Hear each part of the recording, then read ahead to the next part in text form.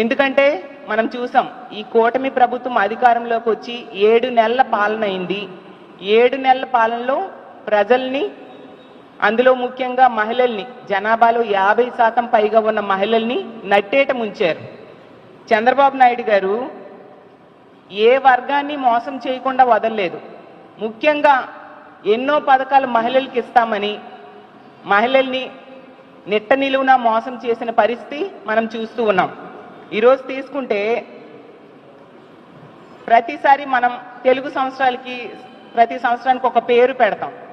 ప్రజలందరూ కూడా 2024 సంవత్సరంని ఈ కూటమి ప్రభుత్వం అధికారంలోకి వచ్చాక వెన్నుపోటు నామ సంవత్సరం అని పిలుస్తూ ఉన్నారు. అంత ఘోరంగా చంద్రబాబు నాయుడు గారు ప్రజలకి వెన్నుపోటు పడడం జరిగింది. చూస్తే హామీల వరద పారించారు ఎన్నికల సమయంలో. ఈరోజు చూస్తే ప్రజలకి బురద చూపిస్తూ ఉన్నారు. అలాగే ఆకాశాన్ని భూమిని కలిపేస్తామన్నంత హామీలు ఇచ్చి ఈరోజు ప్రజల్ని నట్టేట ముంచారు. చంద్రబాబు నాయుడు గారట విజనరీ పాలన ఇస్తానని చెప్పారు. ఈరోజు హామీలు మర్చిపోయే గజనీ పాలన ఈ 7 నెలల్లో మనం చూసాం. అలాగే తీసుకుంటే మాటలు, పథకాలు ఇస్తామనే మాటలు కోటలు దాటే, అమలు మాత్రం కనీసం గడప కూడా దాటని పరిస్థితి మనం చూస్తూ ఉన్నాం. బాబు షూరిటీ పథకాలు గ్యారంటీ అన్నారు. ఈరోజు అతని మాటలకి పథకాలకి వారంటీ లేదు అని చూపిస్తూ ఉన్నారు. ఫుడ్ టు రిచ్ స్లోగన్ అంట ఎన్నికల సమయంలో తెగ ఓదరగొట్టారు. ఈరోజు ప్రజల్ని ఫూల్స్ చేసే పరిస్థితి క్లియర్గా కనిపిస్తూ ఉంది ఆంధ్రప్రదేశ్ రాష్ట్రంలో. అలాగే మనం తీసుకుంటే ప్రతి దగ్గర కూడా ప్రతి వర్గానికి కూడా చంద్రబాబు నాయుడు గారు ముఖ్యమంత్రి అయ్యాక మోసం చేయడం వలన ప్రజలందరూ 7 నెలల పాలన ఎలా ఉంది అంటే ప్రజలు చెప్తూ ఉన్నారు, ఏడిపించే పాలన చంద్రబాబు నాయుడు గారు చేశారు అని చెప్పి ప్రతి ఒక్క ప్రజలు చెప్తూ ఉండే పరిస్థితి. 3 సార్లు ప్రజలు నమ్మి చంద్రబాబు నాయుడు గారికి ఓటేస్తే 3 సార్లు కూడా ఎన్నో రకాలుగా మోసం చేశారు. 4గోసారి నేను మారిపోయాను అని చెప్పి మళ్ళీ ప్రజల దగ్గరికి వచ్చేసరికి ప్రజలు మళ్ళీ నమ్మి ఓటేశారు. ఇప్పుడు ఈ 7 నెలల పాలన చూసి ఎలుగుబంటి తోలి ఎన్నాళ్ళు వృద్ధికినా కూడా నలుపు నలుపే కానీ తెలుపు కాదు అన్న చందంగా ఉంది మా పరిస్థితి అని ఈరోజు ఆంధ్రప్రదేశ్ రాష్ట్రంలో ప్రజలు బాధపడే పరిస్థితిని తీసుకొచ్చారు. అసలు ఎన్నికల టైంలో పవన్ కళ్యాణ్ గారు అలాగే చంద్రబాబు నాయుడు గారు కూటమి అభ్యర్థులు ఎన్నెన్ని హామీలు ఇచ్చారు. సూపర్ 6 అంట. సూపర్ 6 ఈరోజు ఒక్కటి కూడా అమలు కాని పరిస్థితి మనం క్లియర్గా చూస్తూ ఉన్నాం. సూపర్ 6 ఈరోజు సూపర్ షాక్గా మారిపోయింది. మహాశక్తి మహామోసంగా మారిపోయింది. తల్లికి వందనమేమో పిల్లల పాలిట శాపంగా మారిపోయింది. అలాగే తీసుకుంటే యువగలం హామీలకు మంగళంగా మారిపోయిన పరిస్థితి మనం చూసాం. ఉచిత బస్ అనేది ఉత్తుత్తి బస్సుగా మారిపోయింది. ఇలా సూపర్ 6లో హామీలు ఏవి కూడా ఏ ఒక్కటి కూడా అమలు చేయకుండా గత 7 నెలల పాలనలో ప్రజల్ని నిట్ట నిలువుగా మోసం చేశారు ఈ కూటమి ప్రభుత్వం. అసలు ఎన్నికల టైంలో అరచేతిలో వైకుంఠం చూపించారు ఈ కూటమి అభ్యర్థులు చంద్రబాబు నాయుడు గారు. ఈరోజు చూస్తే 7 నెలలకే నారాబారి నరకమైన పాలన చూపిస్తున్నారు అని ప్రజలు బాధపడి లబోదిబో అనే పరిస్థితిని ఈరోజు తీసుకొచ్చారు. మొన్నే ఏడీఆర్ రిపోర్ట్ వచ్చింది. చంద్రబాబు నాయుడు గారట రిచెస్ట్ సీఎం అంట. 31 మంది ముఖ్యమంత్రుల్లో మన దేశంలో చంద్రబాబు నాయుడు గారు రిచెస్ట్ సీఎం అంట. రిచెస్ట్ సీఎం మాట ఏంటో కానీ వర్స్ట్ పాలన ఈ ఆంధ్రప్రదేశ్ రాష్ట్రంలో చంద్రబాబు నాయుడు గారు ముఖ్యమంత్రి అయ్యాక ప్రజలకి చూపించడం మనందరము చూసాం. అలాగే చంద్రబాబు నాయుడు గారు ఒక పెద్ద స్టేట్మెంట్ ఇచ్చారు నిన్న. ఏంటి, హామీలన్నీ చక్కగా అమలు చేసేసాను, సూపర్ 6 హామీలు సూపర్ సక్సెస్ అయ్యాయి అని చెప్తూ ఉన్నారు. దానికట పెన్షన్ పథకం చాలా సక్సెస్ఫుల్గా అమలు చేశాము.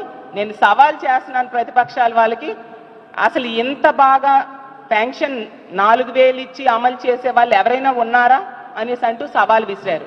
చంద్రబాబు నాయుడు గారికి చెప్తున్నాను, మీ సవాల్ని మేము స్వీకరిస్తున్నాం. మీ మహిళా అధ్యక్షురాలను పిలవండి, నేను కూడా ఒక మహిళా అధ్యక్షురాలుగా వస్తాను. మీరు సూపర్ 6లో ఏ హామీలు అమలు చేశారో చెప్పమనండి, మీరు ఏ విధంగా మోసం చేశారో మేము చెప్తాము. ఎంత ఘోరమైన పరిస్థితి అంటే ఈ పెన్షన్ అనే పథకం సూపర్ 6లో ఉందా లేదా కూడా చంద్రబాబు నాయుడు గారు మర్చిపోయారు. గత గత టైం అంటే 2014 నుంచి 19 మధ్య చంద్రబాబు నాయుడు గారు ముఖ్యమంత్రిగా ఉండేప్పుడు మేనిఫెస్టోని వెబ్సైట్లోంచి తీసేస్తే ఇప్పుడు మేనిఫెస్టోని మెమరీలోంచే చంద్రబాబు నాయుడు గారు తీసేసిన పరిస్థితి క్లియర్గా అర్థమవుతుంది. అంటే సూపర్ 6లో ఏమున్నాయి, తన మేనిఫెస్టోలో ఏం పెట్టారు అనేది కూడా చంద్రబాబు నాయుడు గారు మర్చిపోయి ఇలాంటి సవాళ్లు ప్రతిపక్షాలకి విసురుతూ ఉండడం నిజంగా సిగ్గుచేటు. అలాగే చంద్రబాబు నాయుడు గారు మీరు హామీలు ఇవ్వడంలో హిట్ అయ్యారు తప్ప వాటిని అమలు చేయడంలో అట్టర్ ఫ్లాప్ అయ్యారని తెలియజేస్తూ ఉన్నాను. అలాగే మహిళలకు ఇచ్చిన ఏ హామీ నెరవేర్చలేదు సరికదా, ఈ రాష్ట్ర ప్రజలందరూ మీ మోసానికి దగాకి బలైపోయిన పరిస్థితి క్లియర్గా కనిపిస్తూ ఉంది. ఏ ఒక్క మహిళకైనా తల్లికి వందనం ఇచ్చారా? ఏ ఒక్క మహిళకైనా అమ్మఒడి ఇచ్చారా? ఏ ఒక్క మహిళకైనా ఫ్రీ బస్ ఎక్కించారా? ఏ ఒక్క మహిళకైనా ఇల్లు ఇచ్చారా?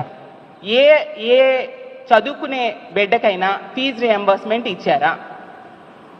అసలు ఏ హామీ ఎవరికైనా మీరిచ్చిన హామీల్లో ఏవైనా అమలు చేశారా అని నేను అడుగుతూ ఉన్నాను.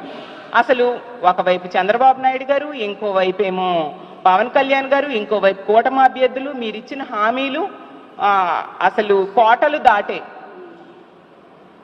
బాండ్స్, గ్యారంటీ బాండ్స్ ఇవ్వడం జరిగింది. లక్షలు అకౌంట్లో పడిపోతాయని చెప్పారు. ఓట్లు వేయకపోతే డబ్బులు మిస్ అయిపోతాయి అంటూ ప్రజల్ని నమ్మబలికారు. సైకిల్కు ఓటేస్తే ఫ్రీ బస్ ఎక్కేయొచ్చు అని చెప్పారు. గ్లాస్కు ఓటేస్తే ఏ క్లాస్ ఉద్యోగాలు వచ్చేస్తాయి అన్నారు. పువ్వుకు ఓటేస్తే పువ్వుల్లో పెట్టి 1500 రూపాయలు మహాశక్తి పథకం ద్వారా ప్రతి నెల మహిళల అకౌంట్లో పడిపోతాయి అన్నారు. చంద్రబాబు నాయుడు గారికి ఓటేస్తే లక్షలు ప్రతి ఒక్కరికి కూడా ఇంట్లో వాళ్ళకి వచ్చేస్తాయి అన్నారు. కూటమికి ఓటేస్తే ప్రతి బిడ్డకి కూడా 15,000 రూపాయలు మీ అకౌంట్లో పడిపోతాయని చెప్పడం జరిగింది. ప్రజల అకౌంట్లో చెప్పడం జరిగింది.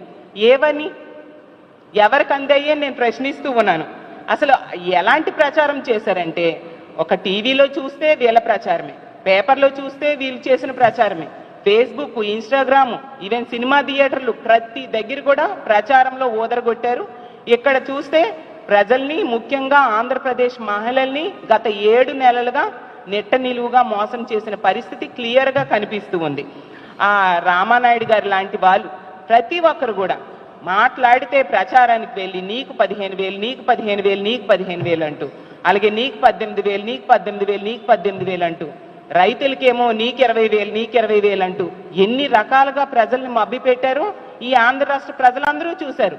ఈరోజు వాళ్ళందరికీ కూడా నెట్ట నిలువుగా మోసం చేసిన పరిస్థితి క్లియర్గా కనిపిస్తుంది. మహిళా వ్యతిరేక ప్రభుత్వం ఈరోజు ఆంధ్రప్రదేశ్ రాష్ట్రంలో గత 7 నెలల పాలనలో మనం చూసాం. అంత దారుణమైన పాలన చూసాం. ఒక సంక్షేమం లేదు, ఒక సంతోషం కూడా ప్రజలకు లేదు.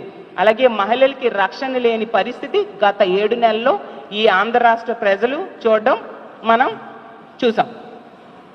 అలాగే మొన్ననే చూసాం, చంద్రబాబు నాయుడు గారు, లోకేష్ గారు ట్వీట్ చేయడం జరిగింది. లోకేష్ గారి కుమారుడైన దేవాంశ్ గారు వరల్డ్ బుక్ ఆఫ్ రికార్డ్స్లో అతని పేరు స్థానం సంపాదించారు అనేసి నిజంగా చాలా సంతోషించాం.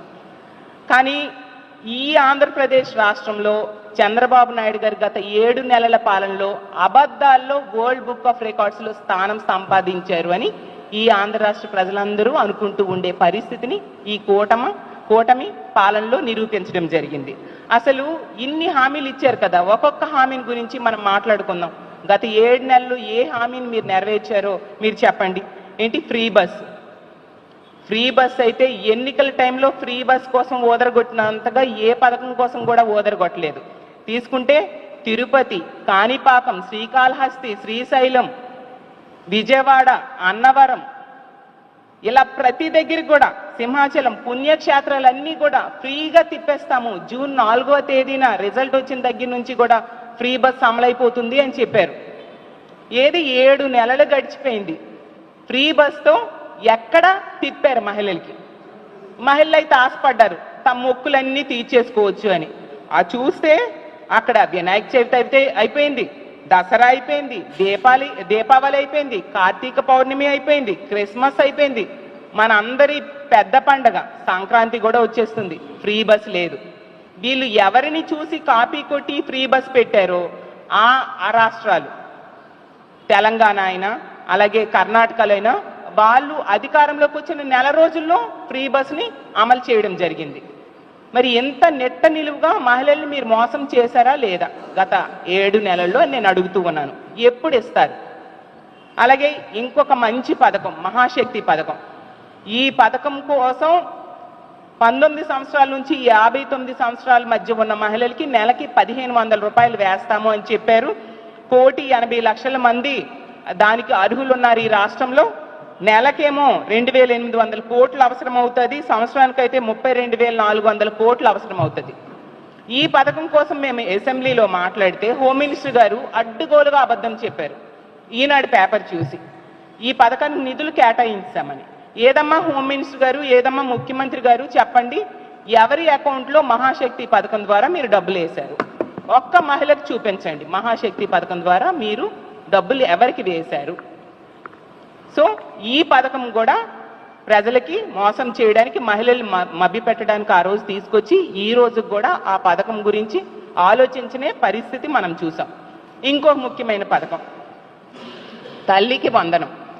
ఆ రోజు జగనన్న అమ్మఒడి పథకాన్ని, స్కూల్లో డ్రాప్ అవుట్స్ని తగ్గించడానికి అమ్మఒడి పథకాన్ని ప్రవేశపెట్టి ప్రతి తల్లికి 15,000 రూపాయలు ఇచ్చేవారు.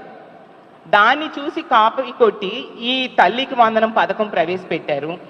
స్కూల్స్ జూన్లో ప్రారంభం అవుతాయి. ఇప్పుడు డిసెంబర్ కూడా అయిపోయింది, జనవరిలోకి మనం ఎంటర్ అయిపోయాము. మరి ఎప్పుడు ఇస్తారు ఈ పథకం ద్వారా? ఆ రోజు జగన్మోహన్ రెడ్డి గారు 44 లక్షల మంది తల్లుల అకౌంట్లో 5 సంవత్సరాలు 25,000 కోట్ల రూపాయలు డిపాజిట్ చేయడం జరిగింది. తల్లికి చదువుకునే పిల్లల్ని స్కూల్కి పంపితే తల్లికి ఆసరాగా ఉంటుంది ఈ డబ్బులు అని చెప్పి ఆ రోజు జగన్మోహన్ రెడ్డి గారు ఇస్తే, ఎన్నికల టైంలో ఏం చెప్పారు? పుట్టిన ప్రతి బిడ్డకు కూడా ఇచ్చేస్తాం 15,000 రూపాయలు అని చెప్పి ప్రజలను మభ్యపెట్టారు. 80 లక్షల మంది స్టూడెంట్స్ ఉన్నారు. ఎవరి అకౌంట్లో ఈ 15,000 రూపాయలు మీరు వేశారు? ఏ విధంగా మీ సూపర్ 6 హామీలు అమలైపోయాయని, సూపర్ సక్సెస్ అని మీరు చెప్తున్నారో అని నేను అడుగుతూ ఉన్నాను. ఇప్పుడు చూస్తే ఈ పథకం గురించి ఉలుకు లేదు పలుకు లేదు. మళ్ళీ అడ్డంగా మేము అమలు చేసేసామని వాదిస్తూ ఉన్న పరిస్థితి. మీ మంత్రులు, మీ ఎమ్మెల్యేలు, మీరు బహిరంగ సభల్లో వీళ్ళింటింటికి వెళ్ళి ఈ తల్లికి వందనం పథకం గురించి ఓదరగొట్టేశారు. నీకు 15,000, నీకు 15,000, నీకు 15,000 కనిపించడం భయం చిన్నపిల్లలు. ఇంత ఘోరంగా ప్రజల్ని, చదువుకునే పిల్లల్ని మోసం చేశారు. అలాగే నిరుద్యోగులకి 20 లక్షల ఉద్యోగాలు ఇస్తాం, లేకపోతే నిరుద్యోగులకి 3,000 రూపాయలు నిరుద్యోగ భృతి ఇస్తామన్నారు. ఎన్ని ఉద్యోగాలు ఇచ్చారు? ఎంతమందికి నిరుద్యోగ భృతి మీరు ఇస్తున్నారు? జగనన్న చక్కగా డిఎస్సి అనౌన్స్మెంట్ చేస్తే దాన్ని క్యాన్సిల్ చేసి మీరు ఏదో 16,000 మందికి డిఎస్సి ఇస్తామని చెప్పారు. నవంబర్ 5వ తేదీ నోటిఫికేషన్ అన్నారు. నవంబర్ అయిపోయింది, డిసెంబర్ అయిపోయింది, జనవరి కూడా వచ్చేసింది. ఏది డిఎస్సి నోటిఫికేషన్? ఉద్యోగాలు ఎక్కడ? 20 లక్షల ఉద్యోగాలు అంటే 4 లక్షలు సంవత్సరానికి ఉండాలి. ఏవా ఉద్యోగాలు? ఎంతమందికి మీరు 3,000 రూపాయలు ఇస్తూ ఉన్నారో నేను అడుగుతూ ఉన్నాను. గత ప్రభుత్వంలో జగనన్న ముఖ్యమంత్రి అయిన 7 నెలల్లో 1,25,000కు పైగా గ్రామ వార్డు సచివాలయ ఉద్యోగుల్ని, ప్రభుత్వ ఉద్యోగుల్ని జగనన్న ఇవ్వడం జరిగింది. మీరు ఎక్కడ 7 నెలలు అయిపోయినా ఒక్క ఉద్యోగమైనా ఇచ్చారా?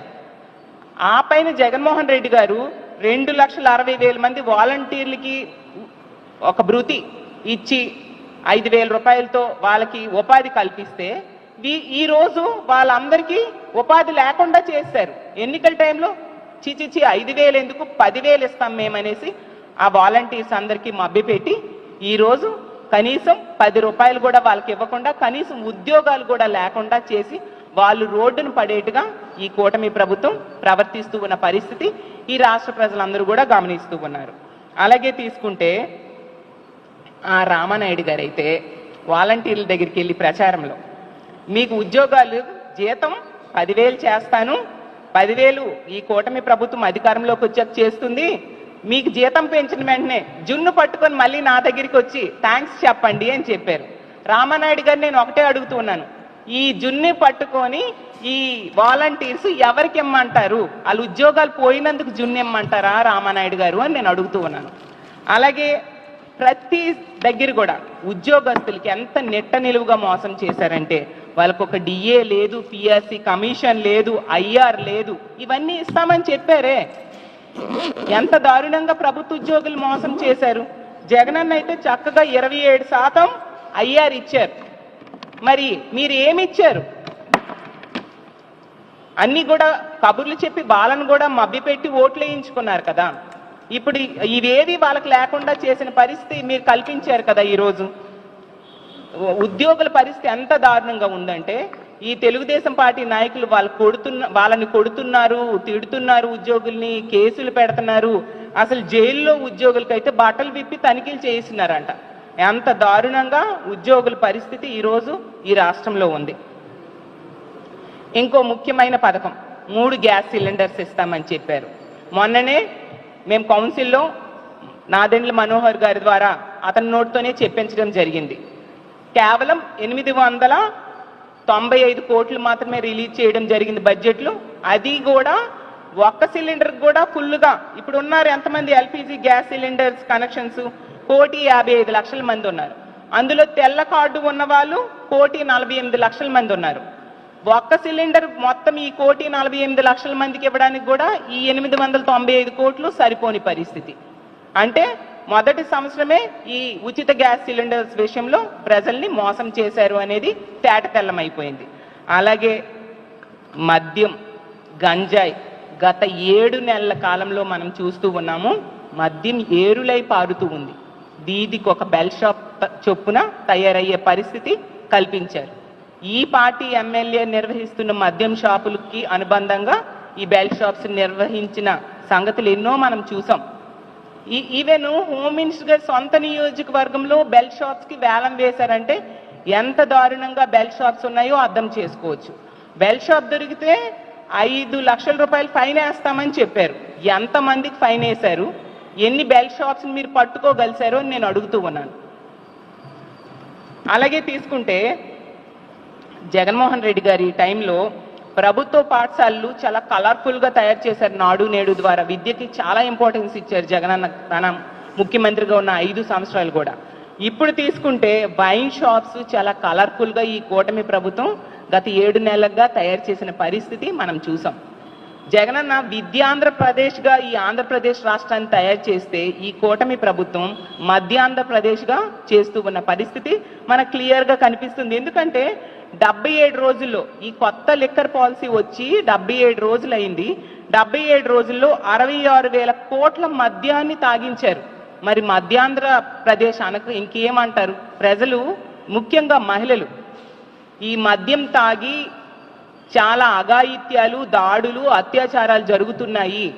నిజంగా ఈ కూటమి ప్రభుత్వం అధికారంలోకి వచ్చాక ఈ రాష్ట్రం మధ్యాంధ్రప్రదేశ్గా మారిపోయిందని ఎంతగానో బాధపడే పరిస్థితిని తీసుకొచ్చారు. అసలు ఈ రాష్ట్రాన్ని, పేద ప్రజల జీవితాల్ని ఏం చేద్దాం అనుకుంటున్నారు మీరు అని చెప్పాల్సిందిగా అడుగుతూ ఉన్నాను. తీసుకుంటే 28,40,000 కేసులు బీర్ల అమ్మకాలు జరిగాయి. అలాగే 87,82,000 కేసుల లెక్కర అమ్మకాలు జరిగాయి. ఎంత ఘోరంగా బెల్ షాప్స్ పెట్టి మద్యం ఏరులై పారించేట్టుగా ఈరోజు ఈ కూటమి ప్రభుత్వం మద్యం పాలసీని అమలు చేస్తూ ఉన్న పరిస్థితి. అసలు పల్లెల్లో ఏటీఎంలు ఉండవు చాలా దగ్గరలో, కానీ ప్రతి పల్లెలో కూడా మద్యంలో ఏటీఎంలు, అంటే ఎనీ టైం మద్యం దొరికే పరిస్థితిని ఈ కూటమి ప్రభుత్వం ఈరోజు కల్పించింది. 2023 డిసెంబర్లో, అంటే జగనన్న ముఖ్యమంత్రిగా ఉన్న టైంలో 25,83,530 కేసుల మద్యం అమ్మకాలు జరిగాయి. అలాగే బీర్లు తీసుకుంటే 6,40,370 కేసుల అమ్మకాలు జరిగాయి. ఈ ఏడాది డిసెంబర్లో 30,46,362 కేసులు లిక్కర్ అమ్మకాలు జరిగాయి. అంటే లిక్కర్లో 4,62,832 కేసులు అమ్మకాలు పెరుగుదల మనం చూసాం. అలాగే బీర్లు తీసుకుంటే 9,11,815 కేసులు బీర్ల అమ్మకాలు ఈ ఏడాది జరిగింది. గత ఏడాది డిసెంబర్లో 6,40,370 కేసులు. అంటే ఆ సంవత్సరంకి ఈ సంవత్సరంకి మద్యం కానీ అలాగే బీర్లు కానీ అమ్మకాల్లో ఎంత తేడా ఉంది, ఎంత ఎక్కువ మద్యం వరదలా పారుతుంది అనేది ఈ రాష్ట్ర ప్రజలు గమనించాల్సిందిగా కోరుతున్నాను. అలాగే తీసుకుంటే జగన్మోహన్ రెడ్డి గారి పాలన కంటే ఈ చంద్రబాబు నాయుడు గారి పాలనలో 18% లిక్కర్ అమ్మకాలు పెరిగాయి, 40% బీర్ల అమ్మకాలు పెరిగాయి. ఈ విధంగా మద్యం ఏరులై పారుతూ ఉంటే, మద్యం అవైలబిలిటీ ఎంత ఎక్కువ ఉంటే మరి ఈ మద్యం మత్తుకి బానిసయ్యి మహిళల మీద అత్యాచారాలు జరగవా, హత్యలు జరగవా, దాడులు జరగవా? అసలు చూడండి, పాలకొండలో మన విద్యుత్ తీగల మీద ఒక మనిషి ఎక్కి ఎలాంటి వీరాంగం సృష్టించాడు. మద్యం మత్తులో తండ్రి కొడుకులు కొట్టుకుంటున్నారు. ఎంత దారుణమైన సంఘటనలు! రోజుకొక అత్యాచారం, రోజుకొక హత్య మహిళల మీద జరుగుతూ ఉంది. అలాగే గంజాయి, ఎంత విచ్చలవిడిగా గంజాయి దొరుకుతుందో ఈ రాష్ట్రంలో మనం చూస్తూ ఉన్నాము. ఎంత ఘోరంగా గంజాయి సాగు జరుగుతుంది. కానీ ఈ ప్రభుత్వం నిమ్మకు నీరెత్తినట్టుగా ఉంది.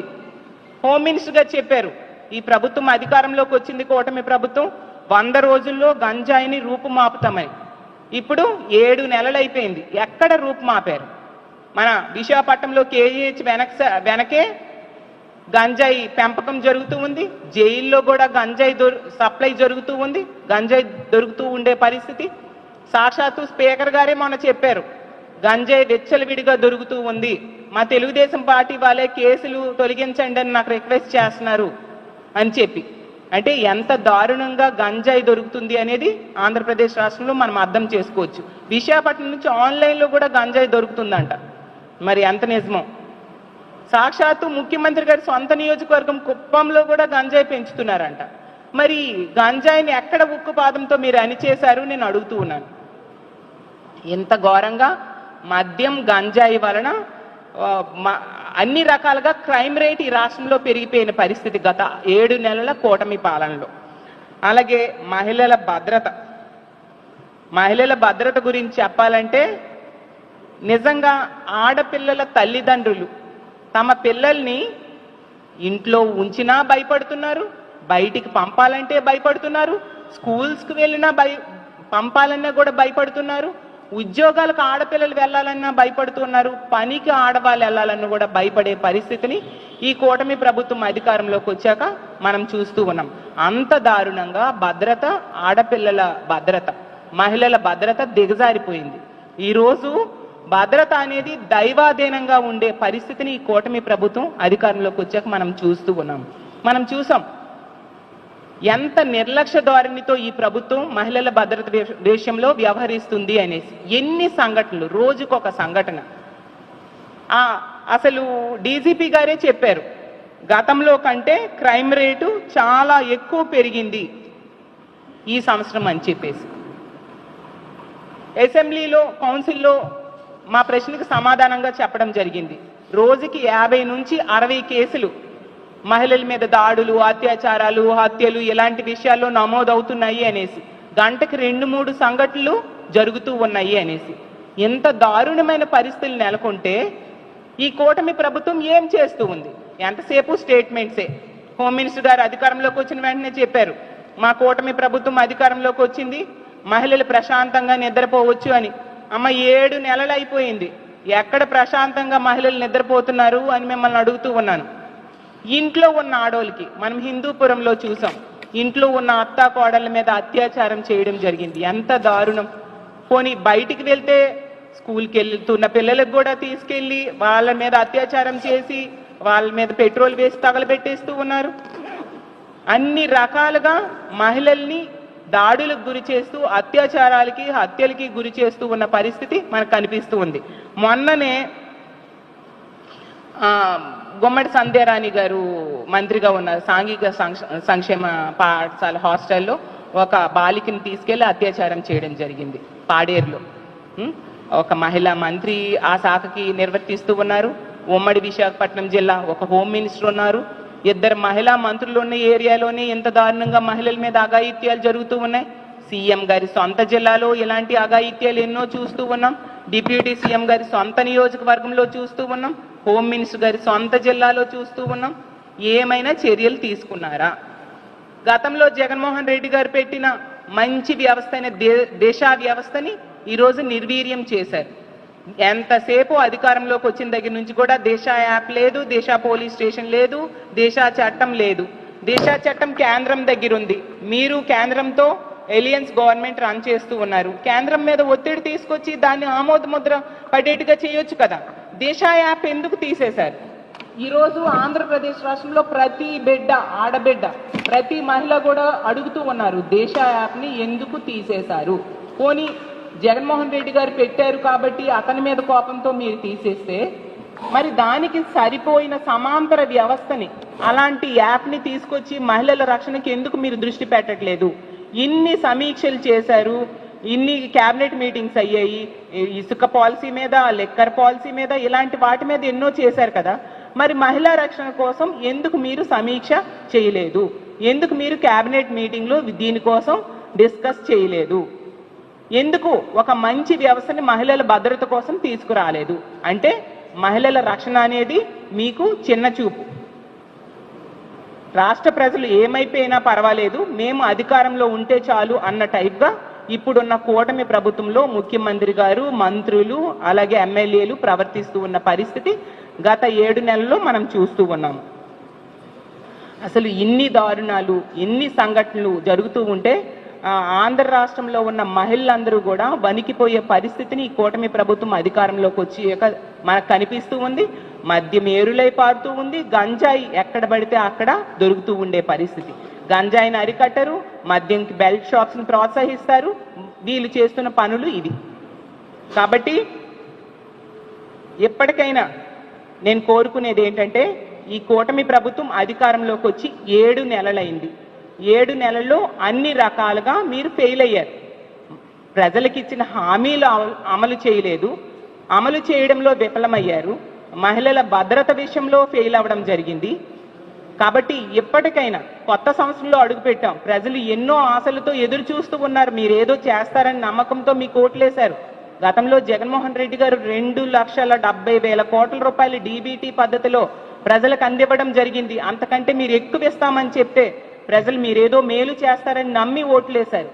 ఎప్పటికైనా ఈ కొత్త సంవత్సరంలో అయినా, ఈ నెల నుంచి అయినా మీరు ఇచ్చిన హామీలన్నీ అమలు చేయాల్సిందిగా మా వైఎస్ఆర్ కాంగ్రెస్ పార్టీ తరఫున మేము డిమాండ్ చేస్తూ ఉన్నాము. లేకపోతే ప్రజల తరఫున పోరాటాలు చేయడానికి మేము సిద్ధంగా ఉంటామని తెలియజేస్తూ ఉన్నాను. అలాగే చంద్రబాబు నాయుడు గారు దుర్గగుడికి నేను వెళ్ళారట. సీఎం గారు ఏం కోరుకున్నారో నాకు తెలియదు, కానీ ఆ అమ్మవారికి నేను ఒకటే విన్నవించుకుంటూ ఉన్నాను, అమ్మ చంద్రబాబు నాయుడు గారికి ఈ హామీలన్నీ అమలు చేసేట్టుగా, అలాగే మహిళల రక్షణ కోసం ప్రయత్నం చేసేట్టుగా మంచి బుద్ధిని ప్రసాదించు తల్లి అని ఆ దుర్గాదేవి అమ్మవారిని నేను కోరుకుంటూ, అలాగే ఈ పథకాలని ఖచ్చితంగా ఈ ప్రభుత్వం అమలు చేయాలని డిమాండ్ చేస్తూ సెలవు తీసుకుంటాను.